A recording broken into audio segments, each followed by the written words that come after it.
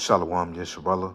First and foremost, I want to give all praises and glory to Yahweh, Ba'ashem, Yahushai, Ba'ashem, Rachah, Kodash. Double honors to the apostles and elders of Great Millstone. Peace and blessing to those Le'akim that preach the word in all truth and sincerity, along with your Israelite foreigner brothers that are like the heathens. But the line of false side goes back to the nation of Israel, which the nation of Israel are you so-called Negroes, Latinos, and Native Americans due to prophecies and curses of Deuteronomy 28 chapter and throughout the Bible. So this is your brother Yakar, a mom for the lesson. And on today's lesson, I'll be going to the book of Romans, chapter 11, verses 1 through 4, and I'll be examining those precepts, and Lord willing, you brothers and your sisters out there be edified through the spirit and power of Yahweh Shimon Shai, you know.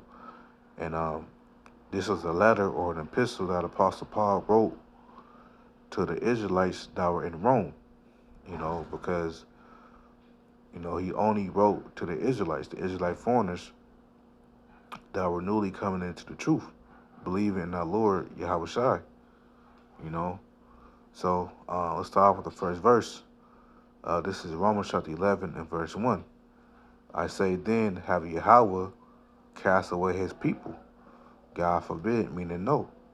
For I also am an Israelite of the seed of Abraham of the tribe of Benjamin. Right, so Apostle Paul, he was a Benjaminite, and he was quoting from when it says, have Yahweh cast away his people? God forbid, meaning no. He was quoting from Psalms. Psalms 94 and verse 14.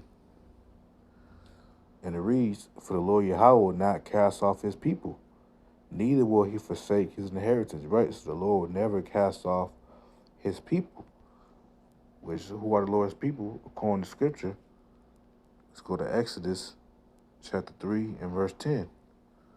And it reads, and this when the Lord Yahweh was speaking to Moses, come now therefore, and I will send thee unto Pharaoh, that thou mayest bring forth my people, the children of Israel, out of Egypt. Right, so the Lord's people are the children of Israel, And so let's go back to Romans 11 and 1. Romans 11 and 1, and it reads, I say then, have Yahweh cast away his people, who are the Lord's people, the Israelites? God forbid me to know. So the Lord did not cast away his people, the Israelites, because the elect is here today to be saved. When Yahweh shall come back to deliver them, from the destruction of America, Babylon the Great, when the missiles come and destroy America. For I also am an Israelite of the seed of Abraham of the tribe of Benjamin. Yahweh have not cast away his people which he foreknew. Wot ye not what the scripture saith of Elias, which Elias is a great prophet, Elijah, how he maketh intercession, which intercession means prayer, to Yahweh against Israel, saying, Lord, they have killed thy prophets, and digged down thy altars, and I am left alone, and they seek my life. Now, right now, Apostle Paul was referencing the account in 1 Kings, the 19th chapter, because it was great persecution during this time, from King Ahab, of the northern kingdom, king of Israel, which he was wicked, and his wife Jezebel, and she was wicked as well, which she was a Phoenician, she was a Canaanite, a Hamite, which will be the so-called Africans today. And let's go to 1 Kings, chapter 19, and verse 18. Let me see. Well, I start verse 13. And it reads, it was so when Elijah heard it that he wrapped his face in his mantle and went out and stood in the entering of the cave. And behold, there came a voice unto him and said, what doest thou here, Elijah? And he said, I have been very jealous for Yahweh, God of hosts, because the children of Israel have forsaken thy covenant, thrown down thy altars, and slain thy prophets with the sword, because with King Ahab and Jezebel, they were killing all the righteous prophets. You know, hence why there were prophets during this time, the prophets of Baal. Which they were wicked, man. And it reads, throw down thy altars and slain thy prophets with the sword, and I, even I only, am left, and seek my life to take it away. So Elijah felt that he was the only one, the only righteous prophet left.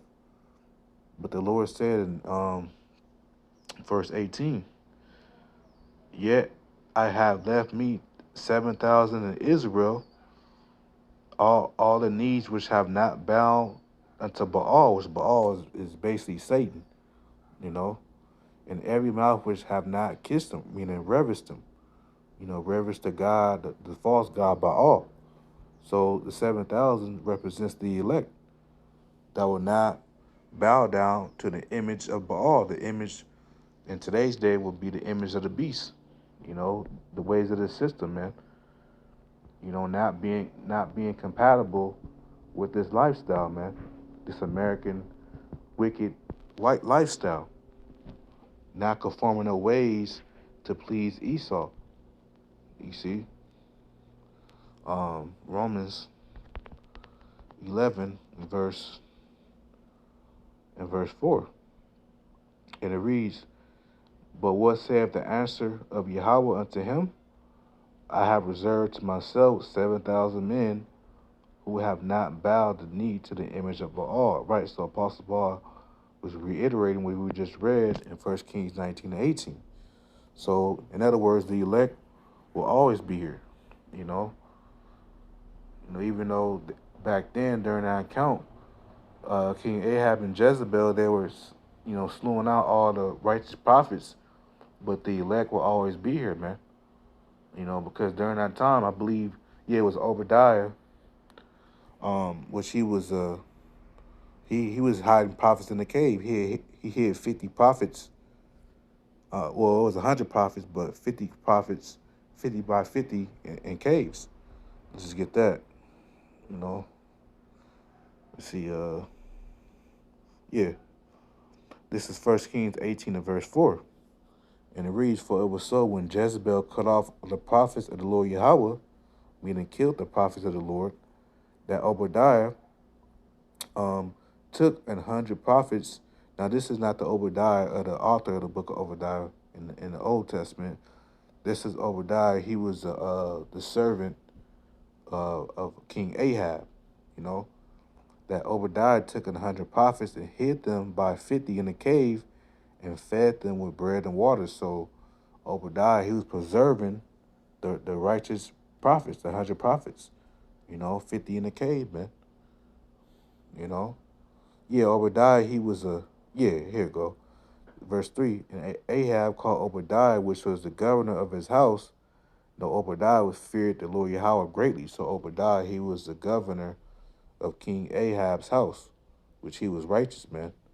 And he was hiding the righteous prophets so they won't be killed by Jezebel. That uh, wicked woman, man. So the elect was around.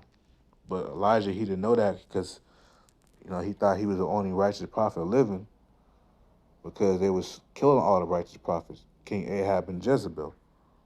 You see? Verse 5, and it reads, "Even so, then at this present time also there is a remnant according to the election of grace," which is the elect. So the Lord is always going to have his elect to serve him in all truth and sincerity, man. The Lord is never going to have all the elect be destroyed.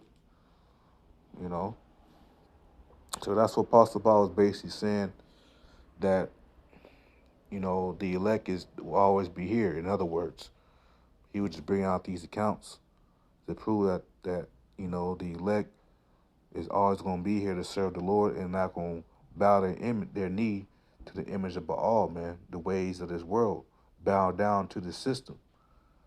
You see? And I'll just end off for verse 6. And if by grace, which grace is from the Hebrew word chanun, which means favor, And if by grace, then it is no more works. Otherwise, grace is no more grace. But if it be of works, then it is no more grace.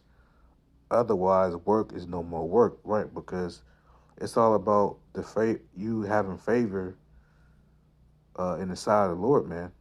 And if you have favor in the sight of the Lord, that means you're part of the elect. It's not about the works, even though the elect by default will do the works anyways due to fear of the Lord. But it's all about being chosen and predestination. Being chosen from the before the foundation of the world was created. It's all about predestination, man. So, Lord willing, I was edified. I just want to do a quick lesson on that. And until next time, Shalom.